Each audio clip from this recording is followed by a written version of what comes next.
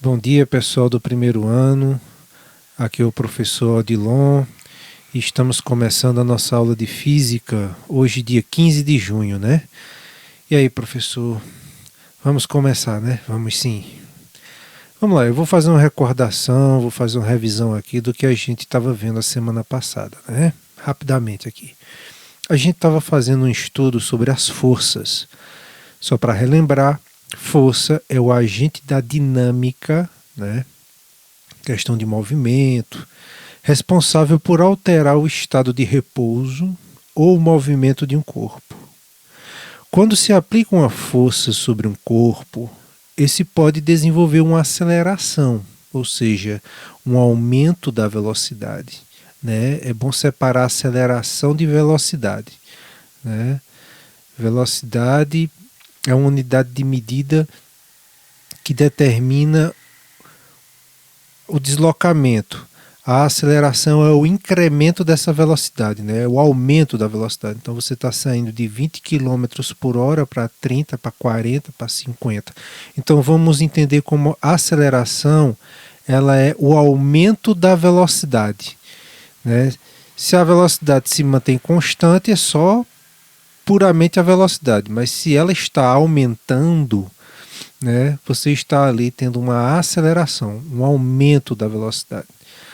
E isso é estabelecido pelas leis de Newton, de Isaac Newton, um grande físico. Então o corpo pode acelerar ou pode se deformar com a ação de uma força. A gente viu também na aula passada que existem diferentes tipos de força na natureza, tais como a força gravitacional, né, que é aquela dos corpos em queda. Parece uma besteira dizer assim, um objeto caindo. O que é que tem? Qual é a graça que isso tem? Muita, meu amigo, mas muita, certo? Tem muita importância, né? Os objetos não caem da mesma maneira, na mesma velocidade, com a mesma aceleração em todo lugar, não. Na Terra, a velocidade, na verdade, a aceleração com que esses objetos caem é de 9,8 metros por segundo ao quadrado, certo? Essa é a aceleração com que os objetos caem aqui na Terra.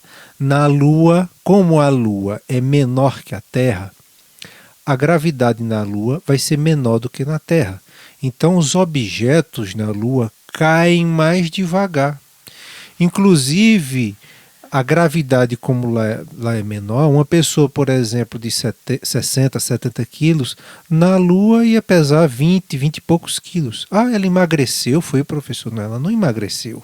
A massa dela continua a mesma. Agora, o peso, que é a relação da massa com a gravidade, é que foi mudada não por conta da massa do astronauta que está na Lua, mas por conta da massa da Lua, que é menor. Se a massa da Lua é menor, a quantidade da matéria que compõe a Lua é menor que a Terra, obviamente a força da atração gravitacional vai ser menor, certo? Força elétrica é uma força, né? Força magnética dos objetos metálicos que são atraídos por ímãs, ou ímã que atrai outro ímã, é uma força magnética. Força de atrito, força de empuxo, que nós vamos estudar lá na frente, né? Inclusive a gente vai estudar por que é que um navio tão gigantesco, feito todo de metal, não afunda. Graças a isso aqui, a força do empuxo. Né? Então tem aqui a força do atrito, a força gravitacional, a força aplicada, que faz com que esse senhor empurre o carrinho, a força de arraste, né, que faz com que o paraquedas ele, de certo modo, ou desacelere a queda, né, ou então ele consiga até planar. E aqui eu tenho a força elástica, a força magnética, a força aplicada, a força de tensão, né, de dois corpos que puxam, né, duas forças que puxam, não é, em sentidos contrários, e por aí vai. Vamos lá, resultante das forças, que é o que a gente está estudando. Então, quando várias forças atuam num corpo ao mesmo tempo, imagine 3 homens empurrando um carro. São 3 forças sendo aplicadas para poder mover o corpo do carro. Então, a melhor forma de estudar o comportamento do corpo quando sujeito a essas forças é determinar resultante resultante, ou seja, o resultado dessas forças aplicadas que nele, que no objeto que eu estou aplicando a força, atua, né? Então, para a gente poder entender melhor o que eu estou falando, eu vou pegar o exercício da semana passada. Muita gente respondeu, acertou. Algumas pessoas não acertaram, se equivocaram em algumas questões. Mas vamos lá, vamos entender. A gente vai determinar a força resultante dos seguintes sistemas de força. É bom lembrar que a gente estudou sobre questão de vetor, né, das grandezas vetoriais. A gente viu que as grandezas vetoriais, elas têm direção, módulo, direção e sentido. O módulo são os valores que estão empregados ali naquele... No caso aqui a gente está empregando a força, quantos newtons de força, isso é um módulo, né? É o número, é um valor, é uma grandeza que eu estou aplicando aqui, certo? Então aqui é newtons de força. A direção, eu acho que vocês devem lembrar que a gente trabalha com a horizontal, com a vertical. No caso da horizontal, tem um sentido da direção horizontal. Ou vai ser para a esquerda ou vai ser para a direita. No caso de uma direção vertical, nós vamos ter para cima ou nós vamos ter para baixo, né? No caso aqui a gente está vendo que esse objeto aqui tem duas forças sendo aplicadas sobre ele, sobre esse objeto, e elas estão na direção horizontal. E nós estamos percebendo que as duas forças, tanto a força 1 quanto a força 2, F1 e F2, estão em que sentido? No sentido para a direita. Os dois estão no sentido para a direita. Quando eles estão na mesma direção e mesmo sentido, a resultante dessas duas forças, o resultado da aplicação dessas duas forças vai se dar pela soma, pela adição dos dois, certo? Então eu vou fazer aqui para vocês, deixa eu mudar aqui a caneta rapidinho. Colocar aqui caneta. Vamos lá, deixa eu mudar a cor só para colocar a fórmula aqui. Então vamos lá. A força resultante vai ser igual a F1, que é a primeira força, mais a segunda força, que vai ser F2, ok? E vamos calcular. Bom, a força resultante aqui no caso vai ser igual. Quem é F1 aqui? F1 está dizendo aqui, F1 é 2 newtons. Vou colocar aqui o número 2, mais quem é F2 na fórmula, aqui vai ser 3 newtons no caso, né? 3. Então, a força resultante vai ser igual a 2 mais 3. Quanto é 2 mais 3? 5. 5 newtons de força. E qual o sentido dessa força? Você pode colocar aqui, para direita, né? É a resultante da força. Acho que não foi difícil essa questão. Eu percebi que...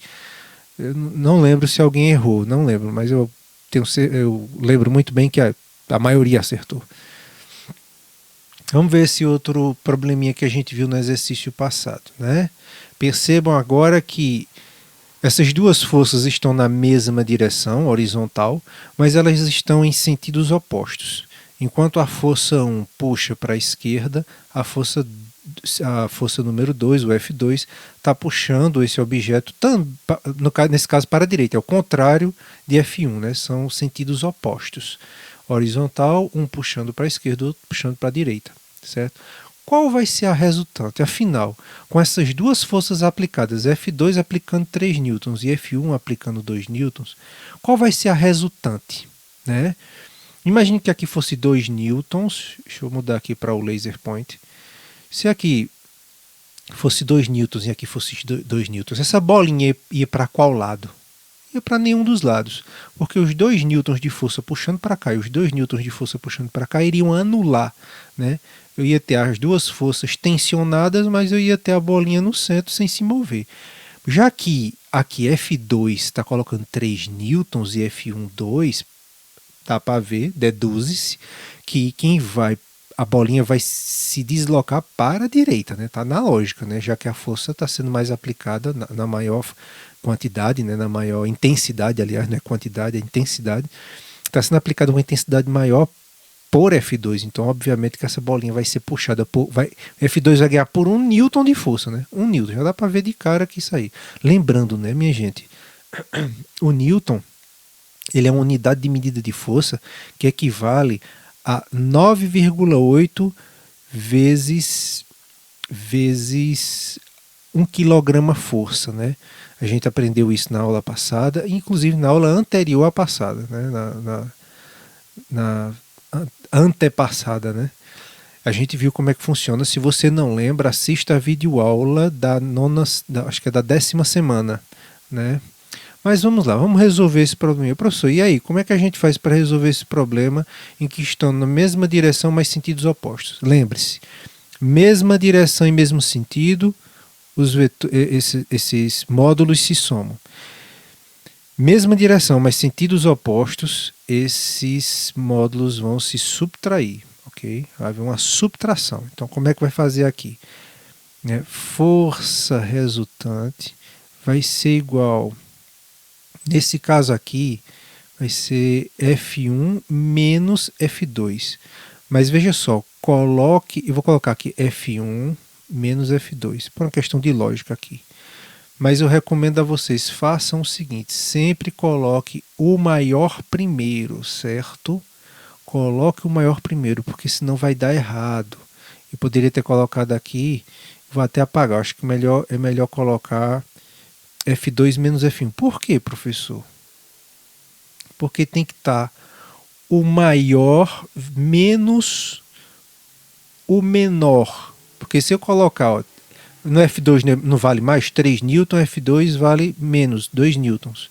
Se eu pegar aqui e colocar 2 aqui menos 10, ficar menos 1, certo? É melhor você colocar o maior antes para não se confundir. Então, coloque sempre o valor maior. No caso aqui é 3 newtons. Então, 3 menos 2, certo? Força resultante vai ser igual. 3 menos 2 é quanto? 1 newton, certo? Então, 1 newton para qual sentido? Para a direita também, né? Para a direita, ok? Vamos ver a terceira questão, né? Que a gente viu que aqui eles formam uma perpendicular, né? Na verdade, observe que as duas forças estão em sentidos diferentes. Na verdade, sentidos não, em direções diferentes, né? Enquanto esse aqui está puxando para a horizontal, esse aqui está na vertical, enquanto esse aqui está indo para a direita, esse aqui está indo para cima, né? Está um pouco, né? Então, como é que resolve isso daqui, esse probleminha, né? Na verdade, as duas forças estão sendo puxadas. Vamos imaginar duas pessoas puxando um barco, né? Então vamos imaginar que duas pessoas estão puxando o barco. Uma, na verdade, não está puxando para cima e a outra, assim, um não está puxando na vertical, o outro puxando na horizontal, não. Os dois estão puxando na horizontal, só que em sentidos diferentes, formando uma perpendicular entre eles. E como é que resolve isso, professor? Bom, você vai usar em todos eles, você vai usar o quadrado. Então, deixa eu corrigir aqui. Força resultante ao quadrado vai ser igual a força 1 ao quadrado mais a força 2 ao quadrado. Quando houver um ângulo de 90 graus entre a força 1 e a força 2, você deve aplicar essa potência em todas as forças, resultado força 1 e força 2, todas elas devem estar ao quadrado, ok? Vejam só. Então vamos resolver isso aqui, ó. Força resultante ao quadrado é igual à força número 1. Quem é a força número 1? 4 newtons. Aqui não importa a ordem, como a gente viu na questão anterior, não. Enfim, maior, primeiro o maior, depois o menor, não. Só quando as forças estão em sentidos opostos. Então vamos lá, 4 ao quadrado mais F2. Quem é F2? 3 newtons, então 3 ao quadrado, certo? Então força resultante ao quadrado vai ser igual. Quanto é 4 ao quadrado? É 4 vezes 4 que dá 16. mais 3 ao quadrado. Quanto é 3 ao quadrado? É 3 vezes 3 que dá 9. Força resultante ao quadrado vai ser igual a 16 mais 9 vai dar quanto? Vai dar 25. Esse quadrado, a gente aprende em equação do primeiro grau, que todo valor numérico, todo número, ele tem que estar do lado direito. Né? Ele tem essa tendência de ir para o lado direito. E toda incógnita, toda letra, né, que é uma incógnita, pode ser um A, um B, um C. Geralmente os matemáticos adoram colocar X, Y, né? X e Y. Nesse caso aqui está usando esse FR, força resultante. Aqui não são duas incógnitas, são só uma, é porque esse R está dizendo que essa força é a resultante. Então esse doisinho tem que passar para lá. Ô professor, mas quando um número passa para o lado, ele não deveria estar aqui, o correto mesmo é ele ir para o lado de lá. Acontece o quê? Esse 2 vai fazer o quê do outro lado? Vai multiplicar, vai subtrair, vai somar, vai ser o quê? Lembre-se, quando um número sai do lado esquerdo para o lado direito, quando ele muda de lado, ele vai fazer do outro lado o contrário do que ele estava fazendo do lado original. Então, qualquer número que estiver somando vai passar para o outro lado subtraindo. Qualquer número que estiver multiplicando passa para o outro lado dividindo, se estiver dividindo passa para o outro lado multiplicando. E se for o quadrado? Passa por outro lado fazendo o quê? Qual é o contrário da potência? É a raiz. O contrário da potência é a raiz. Se aqui está ao quadrado, então vai ser raiz quadrada. Força resultante já sumiu 2 daqui e se transforma em raiz quadrada de 25. Né? Força resultante vai ser igual. Qual é a raiz quadrada de 25, professor? Bom, você tem que encontrar um número que multiplicando a si mesmo dê 25. Será que é 3? Bom, 3 vezes 3 é 9, não é 25, claro. Será que é 4? 4 vezes 4 é 16. Opa, está chegando perto. Será que é 5? 5 vezes 5 dá 25, então vai ser 5. 5 newtons de força. Então a força resultante aqui é 5 newtons de força. Ok? Muito bem, pessoal. Como esse assunto é um assunto muito importante mesmo em física, inclusive a gente vai. Eu resolvi colocar mais 3 questões para essa semana ainda sobre esse assunto. Vou disponibilizar daqui a pouquinho as 3 questões para vocês abaixo desse vídeo, porque a gente precisa se apropriar melhor desse assunto. Porque a gente vai precisar ver também como é que a gente vai calcular a força resultante, não é, de ângulos agudos e obtusos, né, que são aqueles com menos de 90 graus e mais de 90 graus. Então a gente precisa estar com esse assunto bem gravado na cabeça para poder avançar para o próximo assunto. Espero que vocês tenham gostado da aula. Não esqueçam de curtir, né, a aula lá no YouTube, se inscrever. Tem tão pouquinha gente inscrita. Vamos aumentar a quantidade de gente inscrita lá no canal, certo? Um abraço para vocês e lembrem-se, né? Lembrem-se de uma coisa: conhecimento é poder. Conhecimento é poder, certo? Um abraço para vocês e até a próxima aula. Tchau.